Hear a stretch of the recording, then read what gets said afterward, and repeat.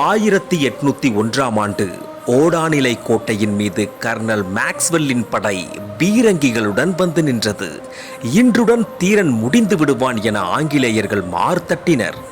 ஆனால் அங்கே நிகழ்ந்தது அவர்களின் கற்பனைக்கும் எட்டாத ஒரு போர். சின்னமலை தனது படைகளை நிலவரைகளிலும் கோட்டை சுவரின் மறைவிலும் நிறுத்தி வைத்திருந்தார்.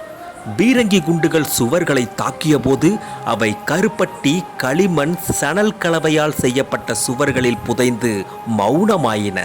ஒரு குண்டு கூட கோட்டையை தகர்க்கவில்லை. சரியான தருணத்திற்காக காத்திருந்த சின்னமலை திடீரென மின்னல் வேகத்தில் தனது குதிரைப்படையுடன் வெளியே பாய்ந்தார். ஆங்கிலேயர்கள் நிலை குலைந்தனர். அப்போது அவர் கையாண்ட அந்த நுணுக்கமான யுக்தி கொரில்லா முறை தாக்குதல். புதர்களுக்கு இடையிலும் பாறைகளுக்கு பின்னாலும் இருந்து தமிழர்களின் ஈட்டிகளும் வாள்களும் யமதர்மனின் தூதர்களாக வந்து விழுந்தன. தப்பி ஓடிய வெள்ளைக்கார தளபதி திரும்பி பார்க்கையில் கண்ட காட்சி அவன் இரத்தத்தை உறைய வைத்தது.